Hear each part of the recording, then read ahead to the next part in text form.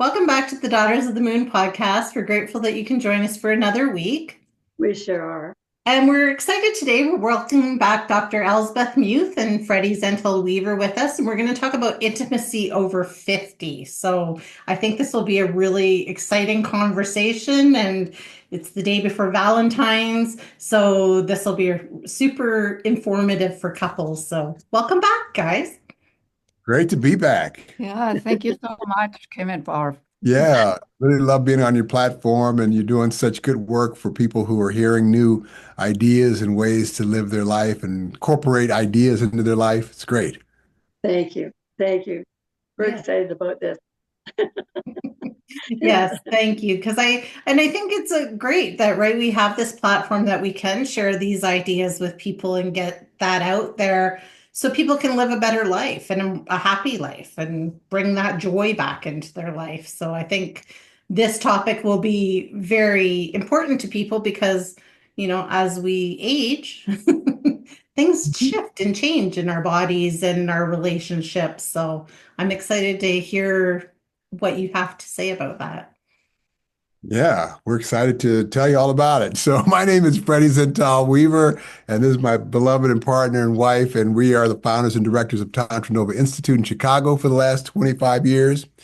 And, the essence of what we're sharing with people in our workshops all over the world now is really how we can use this altered state of what happens in our sexual aliveness, either at a high level or low level, to really create more happiness and joy in areas of life that seem completely unrelated to sex. So, this, show is about, sex over 50.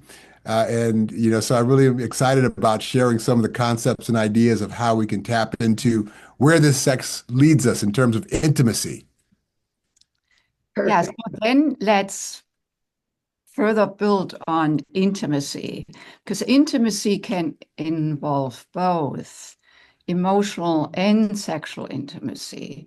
Sex can just involve the physical, which is great, and that might change over years because our hormones change. Perhaps our desire changes. And we as a couple, one may have gone this way, the other one may have gone that way, not necessarily apart, but, we may be in different places than we were 20 years ago, even 10 years ago, leave alone 30 years ago. And so we want to work with various levels here to bring ourselves to that place of aliveness, of joy, of bliss, both within and then in partnership. And so, of course, what we are sharing here is not only for couples, for committed couples. It also applies to individuals, to singles, But the focus we want to have here is on couples. And so the big question is, how can we rekindle our aliveness, both physically, emotionally, from the heart, mentally around that aliveness? And so that is what we want to, Keep speak about. unpacking. Yes. Yes, definitely. And I think it's a good thing to unpack because, there's so much information that we're looking for with that. So we'll let you guys take it off. Oh, yeah. Well, okay. So, you know, in the practices, one of the primary edicts for the man is to learn to No, let's not go there yet. It's a little, separate ejaculation from orgasm. And so, when we're young, we are full of sexual energy, right? And then as we get older, that sexual aliveness in terms of the hardening of the lingam, which is a Sanskrit term for penis, it softens, right? So, but either it's hard or soft, it leads us to the same place ultimately in terms of we can learn at a high level to tap into that intimacy, that joy, that pleasure. And at a low level, we can start to learn, and the younger we start learning this, to tap in consciously with our awareness and energetic awareness to that subtle level of pleasure can really lead us to more happiness and fulfillment as we get older in terms of just like things we can do in an embrace or in just soft love connection and connecting to sending and receiving this energetic experience and feeling and connectedness. And that goes a long way in just, easing our burdens, so to speak, of things that happen in life and how we can keep being in our bodies and enjoying each other's bodies at older ages. So some of these practices, we're starting with the breath even. So Freddy speaks about energy. That, I mean, after all, sexual energy is, energy. It's human energy. And that is what we work with because we can bring about arousal in various ways, be it emotional arousal, be it sexual arousal, being even mental arousal.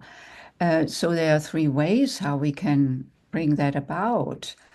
The first way, or one way, is to do it, through mechanical touch, for example, like a vibrator or massage is also mechanical, you know, and that may raise the energy. And what we mean by energy is the sensations we feel in the body, because the sensations in the body, they are, for one thing, unique to each person. I cannot tell Freddy if he's aroused or not. Oh, you are aroused, No, only he can say, I feel pleasure. I don't know what he feels at a particular moment. He may express it with his body, with his facial expression, but the sensation itself, I cannot see, you know? He only can feel it. So that's a frequency that we can tune in further. And that frequency can be raised through mechanical manipulation. A second way of raising, arousing, so to speak, is through chemistry. Like Viagra is a great example. It's all about blood flow. I cannot feel more alive, leave alone pleasure, if there is no increase in blood flow. That brings aliveness to whatever body part or the whole body. And so we can pop a pill. Even I can pop a pill to make my headache away, at least the pain, not the symptom necessarily, but the pain, which is the same principle because a headache is a sensation. I can shift that through chemistry. The third one is to become more aware of energy, like our own human life force energy that moves through us at all times. And that shows up in different gradations from a subtle state, perhaps to a state where I'm very excited about something, then the energy is higher, all the way up to where the arousal comes to the climax or the ejaculatory reflex, you know. So, so, and our work really allows people to access that energy and move this energy and raise the energy within themselves and then in couplehood. So we are not saying that, mechanical or chemical or energetic, that one is better than the other. Sometimes we may even use them together. However, what we do bring is that dimension of tuning into energetic arousal. Takes a little bit more work because I need to be aware. I need to be willing to move with that aroused energy from my sexual center into my heart so I can expand the sensation of pleasure and then bring this also to couplehood. So it's a practice then. It's not just popping a pill. It's a practice that allows that to raise the energy where we then feel not only aroused, but also sense of bliss, joy, connection, excitement, aliveness. I always come back to aliveness because that is really what it's all about. Yeah, it's very true. And I think as we get older, we don't always make space for that intimacy in our lives. Do you think that's part of why we have lost touch with some of that intimacy as we get over 50? And how do we bring that back? Yeah, I think it's a combination. Age, chemicals, biology, the energy wanes in terms of testosterone for men, so the erections aren't as powerful. And oftentimes that is, there's a whole emotional part for guys, and they oftentimes just lose a connection with that sexual part of themselves. There's just flaccidity and there's not a lot of energy. So I do recommend for guys to tap in with the self-love practices using pumps and Viagra and whatever else they want to use to tap into that energy at a level that invigorates them, and not to become dependent upon it, because I think it's also as vitally important to tap into the subtle levels of just pleasure. What's interesting is, as a sexual meditation, when we start bringing consciousness to the sexual in a sexual meditation, what start to show up outside of the sexual experience are the kernel of that energy, which is when we're in it, it's pleasurable and it creates life, can create life.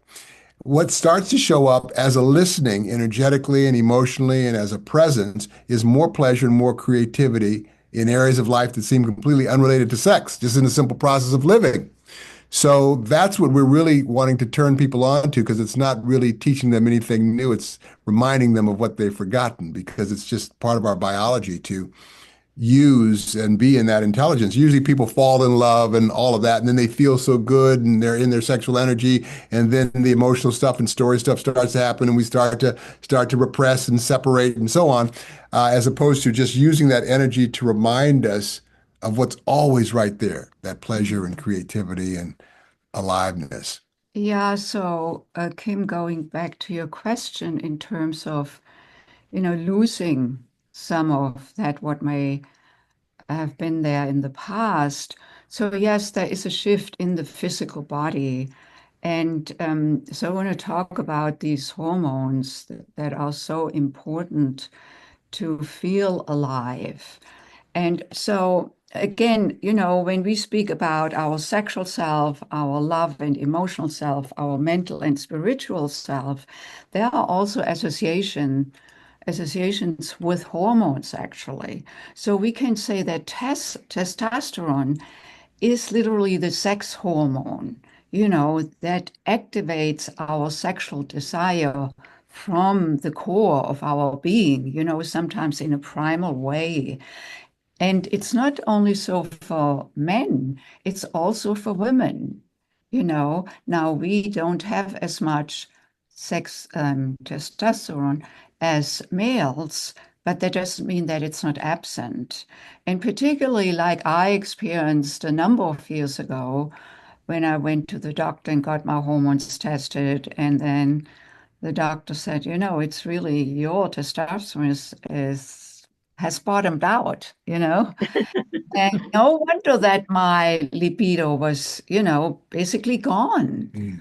With all the practices I do and the energetic connection, but there was something on the physical level that we also want to be aware of. And so testosterone, the sexual center, really that is where desire arises. Then there is dopamine, which actually dopamine, that feeling of romantic love, when we cannot stop thinking about a partner, like we cannot wait for seeing that partner again. That is dopamine. And dopamine doesn't always necessarily have to have sex. It can feel so strong in the whole body, where we are just so drawn to and so turned on. Mhm. So that we call the romantic hormone. And the third one is oxytocin, that I place actually not necessarily, I mean, they are all associated with the brain, but the oxytocin really has us want to connect to get attached in a good way. It's the same in the animal world, you know. So the testosterone really drives us, you know, and particularly what can be so beautiful in a man is like he drives it because we women we have more estrogen, you know, particularly in relation to testosterone. So in the estrogen we call it the estrogen, the slow hormone, and so the arousal for women may be much slower. You know, the energy wants to be reawakened. So it's good to have one of the partners to have that drive. Now, I also want to say in some couples, it's reversed, that the woman has more that drive and the male is more in his receiving. There's nothing wrong about it.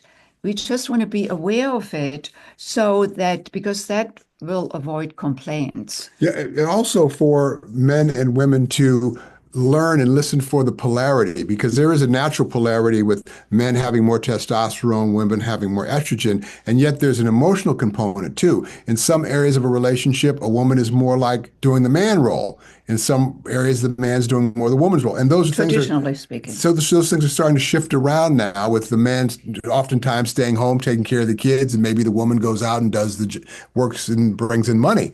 So that polarity and that listening for, when we are out of balance male or when we're out of balance female, and how can we shift that in our thinking, in our language, and in our actions? Yeah. Let's say the feminine and masculine. Feminine is different from female because I could be in a same-sex couple relationship, and there's always one that is more in their feminine or yin, and the other one in their masculine or yang. They are perhaps both men, so both male. But energetically speaking, there is, it's proportioned differently. And if that wasn't so, they wouldn't be attracted to each other because that polarity, the difference, magnetizes. And that is that magnetizing we often lose when we grow familiar with each other, because we see each other every day, or in our case, we work together. And that again, that polarity is not static. It's dynamic. It moves back and forth. There may be a set prescript in terms of just male and female, like I said, testosterone, estrogen, and what that all implies. And again, areas it shifts. So awareness. How can we Yeah. be more aware? And also noticing in the awareness to where am I? And you may relate to that. You are both working women, which means that you have other aspirations and focal points in your life where we particularly, become very much more linear in our thinking to get certain results produced, which is great to have. But also that is counter to the flowing of the feminine being, which is the receiving uh, one, this receiving part. And if I'm staying in the linear way in my relationship with Freddy, both like in the business part, but then also in the relationship with Freddy, I become much more masculine. And that can interfere then with that magnetism. Yeah, and so getting back to the age over 50, sex and love, as we get older, again, the testosterone wanes, and women's estrogen or testosterone wanes, and then testosterone gains in the woman. So, how do men and women, as we get older in relationship, listen to how the polarity shifts? And how can men continue to stay connected to their own masculinity, particularly when we put so much value on masculinity being a big, hard penis or lingam? So that's part of what we love when young people come, in their 20s to this work, and they start to learn that, they are more than just their little head. And they can actually start to glean some intelligence from this sexual enlightenment, we call it, in a sexual meditation. And that is something that's not just that you do with yourself, you can do with your partner, and it's not just a particular way of making love, it does inform how you do make love because if it's anywhere, it's everywhere in terms of an awareness. And so that beginning to separate how this energy has us as men, the earlier the better, because that really allows for graceful, transition as things change in terms of our Yeah. energetic self. Yeah, even before things change, I think that for uh, a man at any age to learn to interconnect his sex with his heart is really the key. Because given the strong testosterone energy that is so wonderful in men, but it can also be a huge preoccupation where a man cannot connect more deeply uh, to their beloved because the energy is so strong, like having to follow that energy. So the beauty of the tantric practice, so our work is based in tantra that comes from East India, an ancient tradition, and there was some wisdom these ancient tantrics had, which was for the men to really stream up, channel up his wonderful testosterone from his sexual center into his heart center. A man becomes more connected, more integrated, and a woman can feel it because the intensity that comes from his magic wand gets actually a little bit, softened. Not that the magic wand has to soften. What I mean, the energy, the driving energy gets fueled into the heart. And when his heart opens, I can feel it. When my heart opens, my sexual center opens. I think we introduced her once before, the yoni, the sacred space, as it's translated in Sanskrit. So the sexual center is called yoni in Sanskrit, and yoni means sacred space. So my sacred space opens. And we hear, no matter what age, from many women that, yeah, I'm just not there yet in the intimate connection. Intimacy starts for me, in the middle of the afternoon when we cook together. And let me add too to this for the man and how he can begin to listen more with empathy and with also an open heart to the woman in terms of his own sexual self. So, for guys, the first thing we do is we start masturbating as soon as we hit puberty and we get an erection, and, that orgasmic moment is like so freeing and so connected and so loving and so vulnerable. And that's about the only place that guys can feel that because we're kind of socialized to have two emotions that are okay socially, and that's fucking or fighting, right? But intimacy and nurturing and crying, and that's like not something okay for guys. Now, guys are starting to open up to and have a broader spectrum of emotional awareness. Yet, so for the man in the tantric practices, learning to separate ejaculation from orgasm is the first key to begin to uncouple this unconsciousness that exists for us around our lingams. Yeah. We've had many couples, many couples who are in the peak of their sexual aliveness in their 30s, and she's like, I don't know if he loves me, and he's like, of course I love you, honey, pointing at his heart on his erection, and she's like, yeah, but can you kiss me with your heart? And that's what men learn in learning to, as Elsbeth was mentioning earlier, bring that energy up to the heart. Go ahead. And that goes a long way, what Freddy just described, that when a man learns that then is not only for younger years and for connecting with his beloved then, but that really opens up a dimension in him that will accompany him throughout his life. And particularly what I have found, and we have found, working with hundreds and hundreds of men, couples, me also, just women by themselves, is that heart opening is then what often happens when a man comes into midlife. And perhaps the testosterone is not as strong anymore. as it was when he was 20. However, by having just a little lowering of that testosterone, the proportion to estrogen shifts. So instead of this, it becomes, estrogen doesn't go up in the men, but this comes down. And that means estrogen in the men can play more of a role that has to do with empathy. It has to do with compassion. It has to do with feeling his feelings. Testosterone are not conducive to feeling your tender feelings.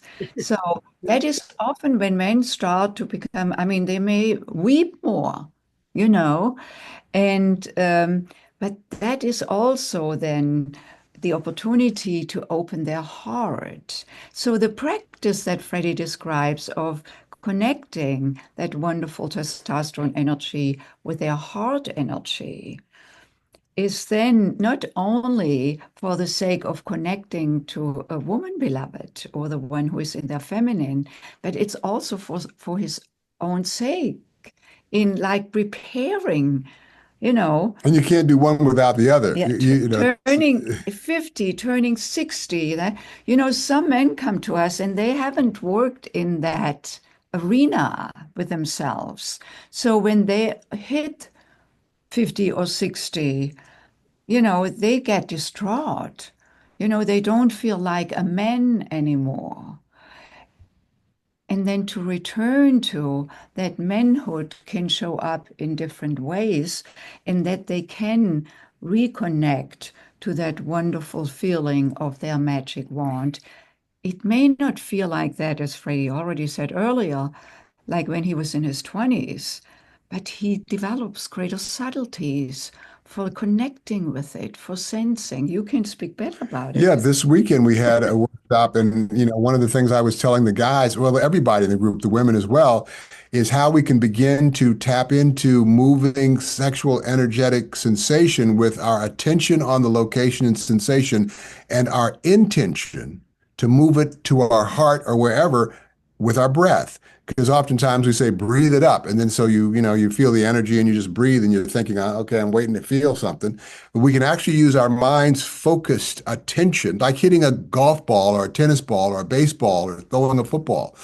We're putting our attention on a location and sensation and then moving it with the breath to like a location. And that's a beginning to work with what we call subtle energy. And then you use that same process in a high level.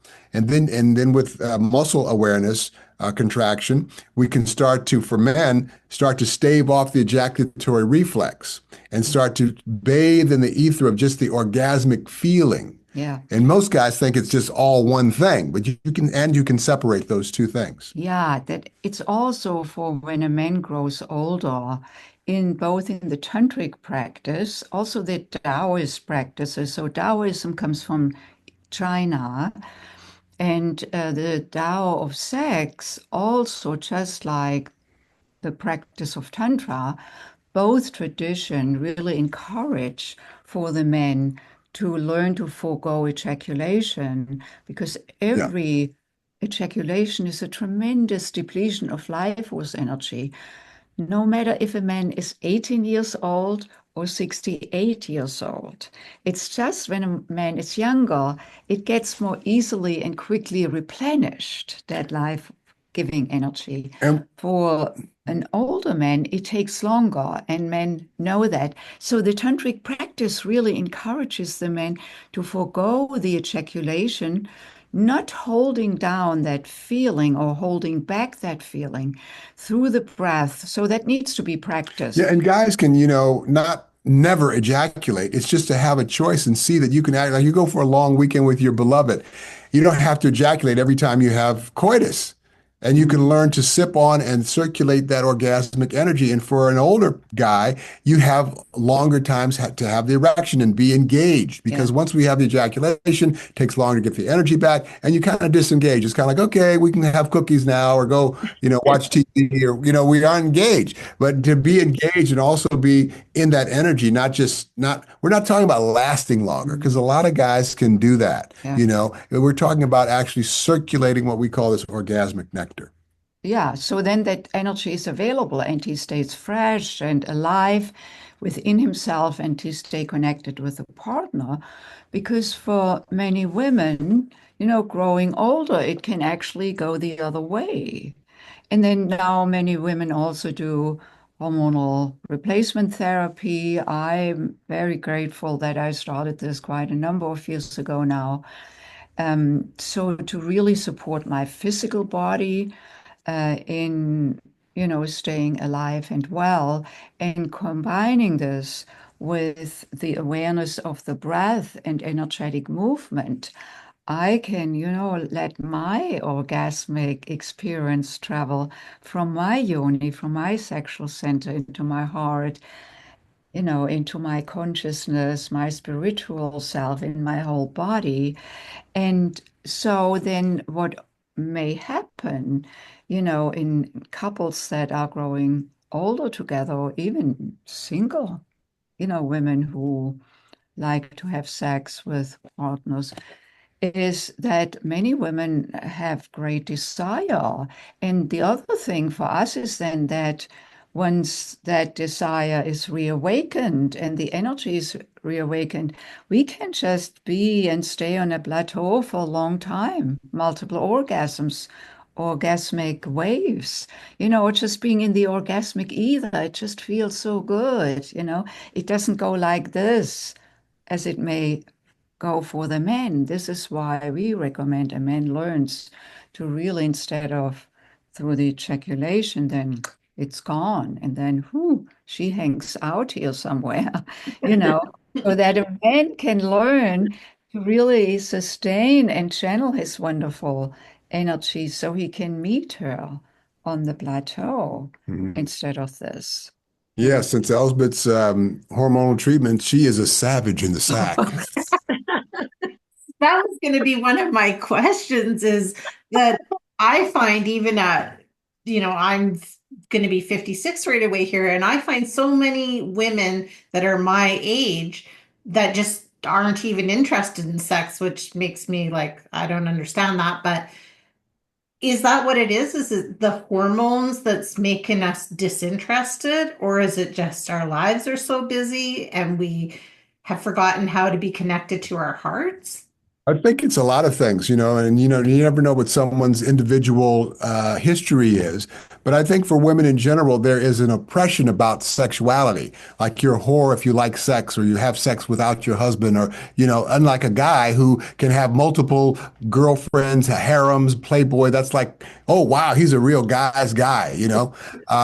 Whereas a woman is just starting. Women are just starting to own their sexuality, so that could be an oppressive thing. And then there's the chemicals and the hormones that can happen at older. And then there's experiences in relationships that maybe didn't go well, and just the general oppression by or the unconsciousness of a lot of men Yeah. in their experience. So it could be a lot of things. But also, as you mentioned earlier, darling, that what you recommend is that a man learns to work with his own energy and self-love. Hmm. Ultimately, each of us is responsible for their own turn on. I actually, Freddy cannot turn me on if I I'm can't. no, no, I'm sorry, it may disappoint you. I'm depressed. I'm completely It- depressed now. Now, but the truth is that if I don't want to be turned on, he can, stand on his head and try. It's not going to work. So it's like, because it's like my nervous system is over here and the turn on happens within. Yes, through hormones, perhaps certain ways of touching that I may like, you know. Um, and my aliveness is really my responsibility. And and I have full compassion for women, entering menopause or being post-menopausal, that one part are the hormones. What I also feel plays a role is that, in younger years, we are so other identified. Like, does he like this? Particularly women look so much over to, even how we make ourselves up and We want to look good and we want him to desire us because that, we like it. That can be even a turn on, And so when we move into our 50s and 60s, it's like we are much more autonomous. Also, it's related to the shift in hormones that, I know who I am. I don't need his approval. Doesn't mean that I don't like when Freddy, tells me that he loves me and likes how I look. And so, that is wonderful, but I'm not as dependent on that anymore as I may have been when I was 25 or 35, when I was looking for that in order to be validated. Right. So women often come more into their own in their 50s.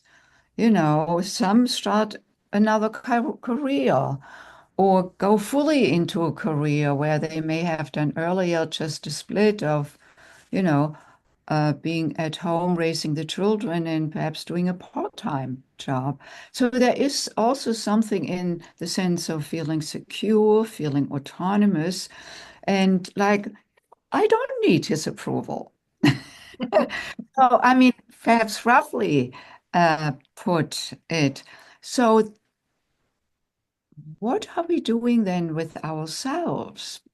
That has to do with if I want to be intimate with Freddy, it calls for an opening, an openness, perhaps for different reasons than when I was 25. And so then we want to cultivate that, even for a woman, given that the feminine energy is a nurturing energy, supportive energy, always having given to the kids, and there often was a lot of intimate connection with the children.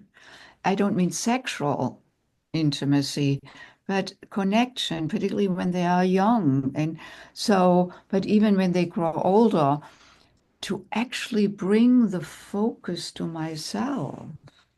Oh, this is now about my pleasure, my joy, and perhaps with his support, that requires that I open to myself and make myself available.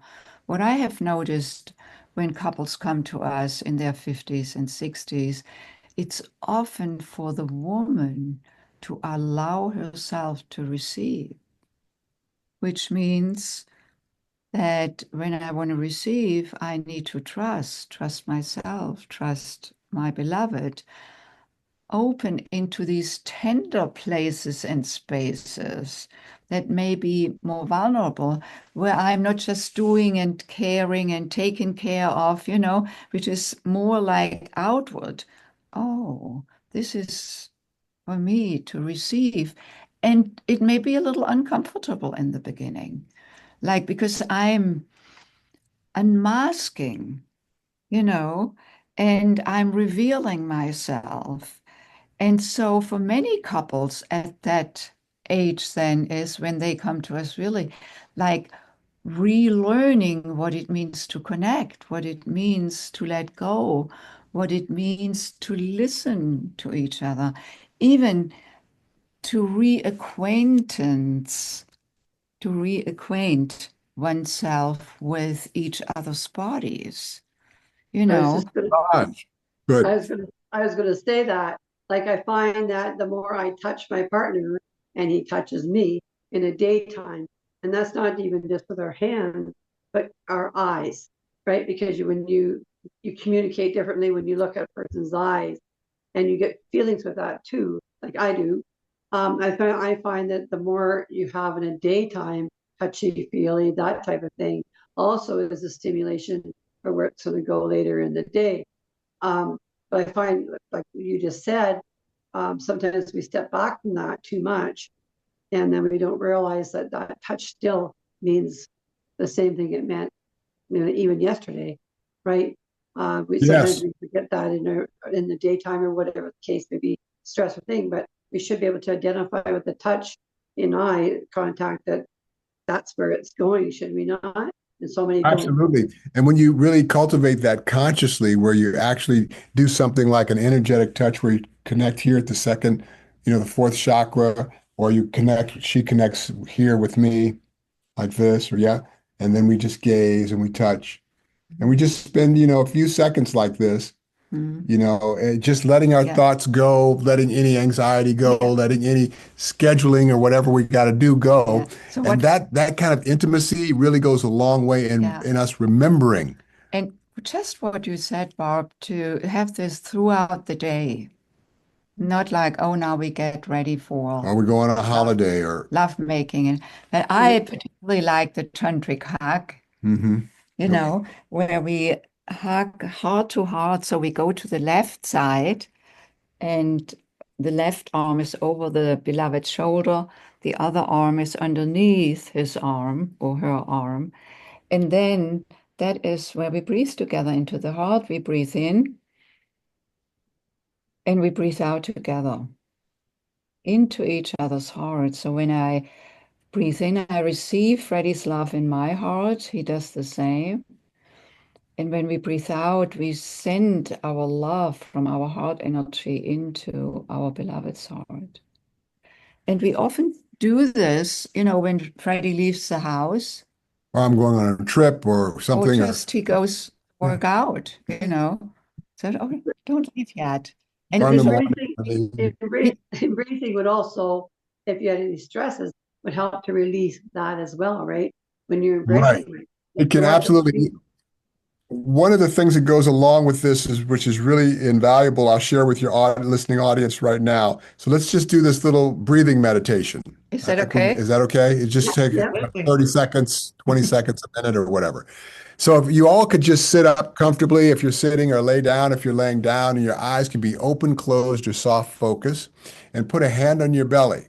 So you want to do that so you have a sense of the rise of your belly on your inhalation. So what we're going to do is what's called parasympathetic breathing. So we breathe into the nose, down your trachea, into your lungs, and extend your diaphragm and belly like a big balloon, like you're playing Santa Claus. Really exaggerate it.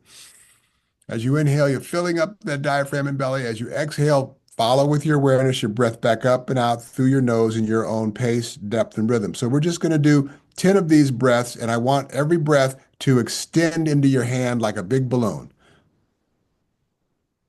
Breathing into your belly, feeling the extension, following the breath back up and out through your nose, your own pace, depth, and rhythm. Emptying out. Again, in your own pace, breathing in, feeling the belly rise on your inhalation into your hand. Watching the belly flatten towards the spine in your exhalation, following with your awareness your breath back up and out through your nose.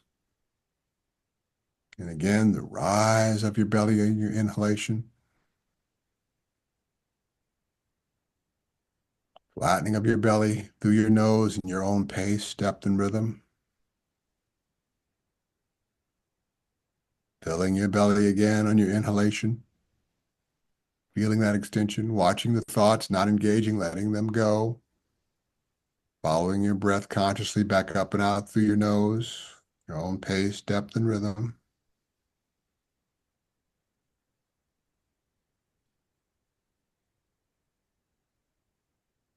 Rise of your belly in your inhalation. Flattening of your belly in your exhalation. Just a few more breaths. Stay with it.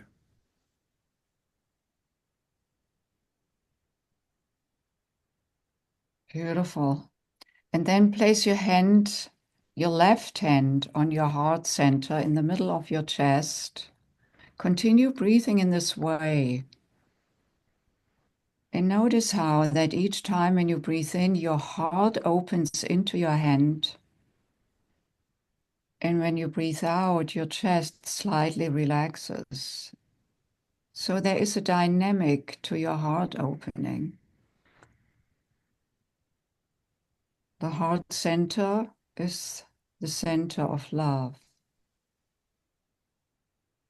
And you can connect with yourself in loving yourself just by connecting with that love in your heart center by breathing in and out of the heart. Beautiful. And then open your eyes, and then you can do this with your partner. It's the same principle where we breathe in to the heart and then we breathe out and send our love and heart energy into the other's heart. So this is just an extension then of one's own love and heart energy into the other's heart and love energy. Then we have a circuit. So that is, what we want to cultivate. And it just came to me that we could share with the audience actually this practice by, sending them A download. a download of a little video so they can take this and have a Valentine's practice at home this Valentine's. Beautiful. Very gracious. We would love that. Very beautiful. Very beautiful. The thing about this particular practice, it's so simple. And as one begins to be introduced to this, they'll do it and then they'll realize, gee, I was supposed to be breathing into my belly and I did it 2 times. And now I'm thinking about the cat, the kids, the dinner, and all the stuff. So that's what the mind does. So what happens over a short period of time of doing this practice is you're breathing and focusing on the belly. A thought will come, but you won't engage with it. It'll just be without the total felt sense of anxiety or your heart racing or now getting anxious about having to do something. It just comes and it goes, and you're staying in the breath. Yeah. And that's becoming developing what we call the witness state of mind. And that we can stay present to ourselves. That is applied just in bringing, instead of the shadow mind guiding us, oh, a squirrel. Oops. I didn't turn off the stove. It's we focus the mind, and with the assistance of the breath that actually slows down our heart rate, slows down our brain waves. We bring the focus to the heart. Wherever we bring our focus to, our energy follows. When I follow the chatter mind, my energy is all over the place. When I bundle my focus to the heart energy, not only that I become more connected with my own love, I can then bring the focus also to Freddy's heart. And that is where the heart-to-heart connection. We can do this without touching, just closing our eyes and bringing our awareness of sending on the exhalation love into the beloved's heart. On the inhalation, we breathe in the beloved's heart. And the synchronized breath, the breathing in and out together, gives us the experience after a while, the sense of becoming one breath, one heart, and we can do this over the phone. We can do this long distance over Zoom. It takes some cultivation of concentration and focus. But one of the things about this particular breathing style or parasympathetic breathing, different from sympathetic breathing, which we do all the time, we don't think about it, oxygenates the body through the blood, and we're good. But to breathe the way I was asking you to parasympathetically, we have to think to bring the breath down and extend the diaphragm behind the belly. We have to physiologically think. And that thinking gives us a little pause from the so we don't engage because we have to think this. So now it's easier to watch that without the total felt sense. I agree with you there because I often use that breath when I'm trying to go into my meditation or just finding that space because exactly for that reason is it stops that chatter because I'm too concentrated on focusing on my breath. So I'm a big fan of that breath in particular for that exact reason because you find the space and I feel like as you find that space, you can find the love. And when we were just doing it with the practice you were doing, I could see this big pink heart in my mind. So that was really beautiful. So thank you for sharing that with us. Yeah, thank you for sharing that. Thank you. Apropos for Valentine's. For Valentine's. Works out beautifully for Valentine's Day. And, showing us how to do it too. That's going to be great to watch in the video you're going to put with there. Yeah, it's going to be beautiful. Yeah. You guys are awesome. When people start this, for most of us, we can do it about 3 breaths before we recognize we have lost the focus and we're thinking about something else. But as we continue to practice it, we have longer moments of where we're just watching the thoughts without engaging and the breath. And then that calm and peace is right there. Mm-hmm. It's always available to us. Absolutely. And the beauty about the partner practices we are sharing here is that we can cultivate that with the beloved simultaneously. This is what I love about the tantric practice is that we get to meditate together. Like we can meditate like usually meditation is a solo practice, Right. my inner space. And we do this. We have our meditation practice. We do it in the morning. We sit in different places on our meditation cushions, each of us in their own space. Great. We want to cultivate that. And I love to do it with Freddy in the same room because at the completion of the meditation, we get to share Oh, it how we was fun. feel, what showed up, what I may have seen, what may have come to me, and vice versa. I listen to him. Yet, in that this simple practice, we actually get to meditate in synchronicity. So this is really a partner meditation. And I just love it, leading to deeper connection. And we can build that further because we can also bring the focus to our sexual centers and guide the energy to the sexual center and have that go back and forth between his magic wand and my yoni, my sacred space. Again, with bringing the awareness, the focus to it, Mm. and the Yeah. breath in and Yeah. out together. So these, it's the same principles, just with Yeah. different.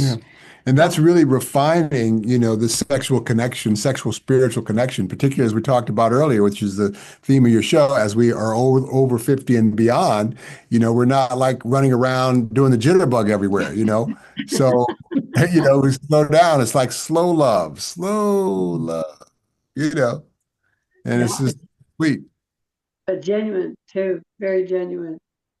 If you're feeling it that way between each other, it's genuine, real love, right? Yeah, Yeah. I mean, even when you're young and it's energetic, that's real too. Yet, we're just moving with what is really conducive to, aging and becoming more aware and conscious and, experienced and slowing down a little bit and sipping the yeah. wine. And you know, so one other thing is that gratitude, appreciation, appreciation for what is instead of expecting it to be different. Mm. That is always that gap then between satisfaction, fulfillment, and, oh, it's not there yet, particularly when we live in comparison. Like Right. it feels a certain way, it's no longer like it was. That is where the suffering arises. Yet, in that breath, in that tender, in that connection, the appreciation, it's like the ether that we are these, spiritual beings in a physical body, Yeah. and we explore our spiritual selves through that, our emotional selves, Mm. and listening to each other. And, perhaps it's not the high arousal, it's that deep connection, that flowing, that feeling safe, that feeling cared for, that feeling connected, that can be so blissfully fulfilling. Yeah, that's exactly right. I can't believe this hour is just like flown by. You guys always have so much information and just such wonderful energy. So, can you tell everybody where to find you, where to find your books? Oh, thank you. Mm. Yes. So on the internet, you can find us at tantranova.com,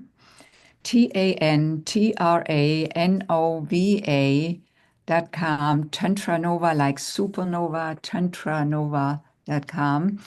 And there's lots of information in our programs, workshops. We also work with people privately. Our book can be gotten when you actually get to the homepage at Tantra Nova, scrolling down.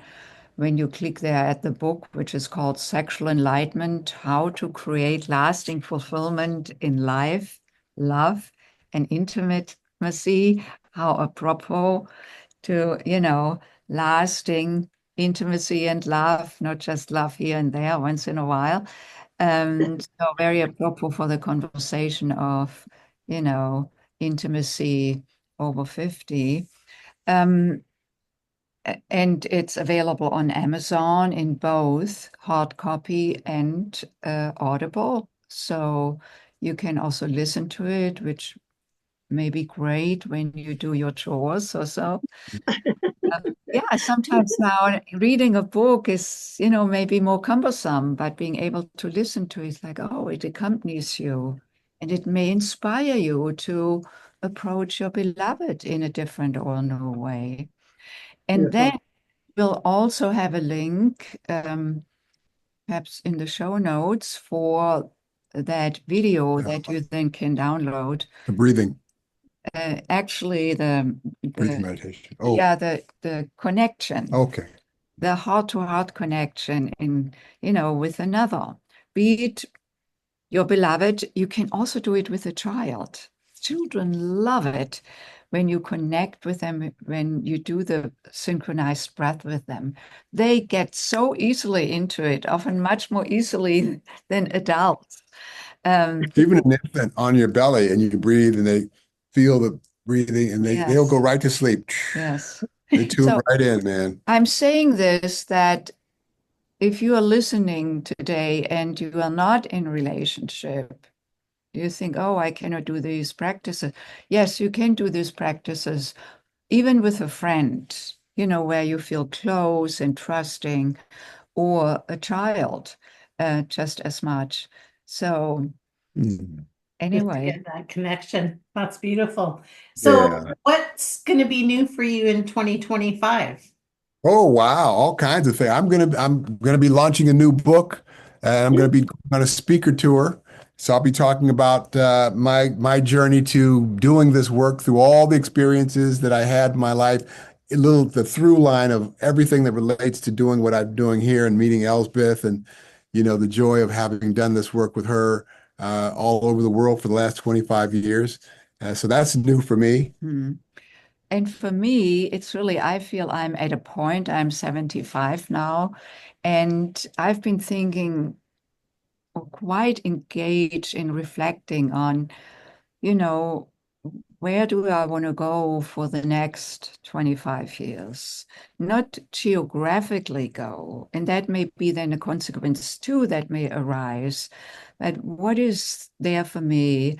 At this moment, I'm clueless. It's not that I have a particular goal or not even an intention. She's coming with me on the book tour. Not gonna let her get away. I'm not gonna let her get away. Um, I so like to that, hear that. yeah. So that is something to do. I'm talking more about what is, you know, what may want to emerge in within myself and how I want to share myself and how I want to further contribute to people. I have the sense that it's not going to be exactly the way that I have done it over the last 25 years, like 25 years ago when we started Tantra Nova. You know, that has been really a building phase. And now I'm opening into a new phase. I'm just open to receive guidance. Yeah, that's the Lovely. way to be. And if you had a final thought to leave with our listeners, what would it be? Enjoy your life, um, and keep owning your upsets. Like when I get upset, to really look at, well, is there a request to be made? Am I making the other wrong? Am I really just giving away all my power? Or is it just something I can let go of? And so keep growing, keep experiencing, be curious about yourselves. For me, it's all Beautiful. about love, and it starts here. So connecting Mm. with my heart center and sharing this with everyone who is listening, connecting with your heart center daily, perhaps even several times a day. It is recentering, it's reconciling, and it brings about love. Mhm. I love it. Well, thank you guys so much for sharing space with us again and, letting our audience know all these wonderful ways to, bring that intimacy back in now and when you're over 50 and any time in your life and, just even connecting with yourself. So thank you so much for being with us again. Yes, Thank you. I enjoyed it very much, and I think it was good because too many people today are separating and not sharing the love together as a couple. And this is just, I think this here just going to show them it's okay to do that again. It doesn't matter how old you are, you can still embrace the moment of love and caring about each other because it extends elsewhere from that too. So Mhm. thank you so much for your time for that. Yeah. Thank you both so much for your platform and your audience. And you guys keep being alive, vibrant beings, changing the world. Let's keep doing what we do. Thank you. Wonderful. Thank you Thank too. you. You too. Yes. And everybody else, tune in next time. You better.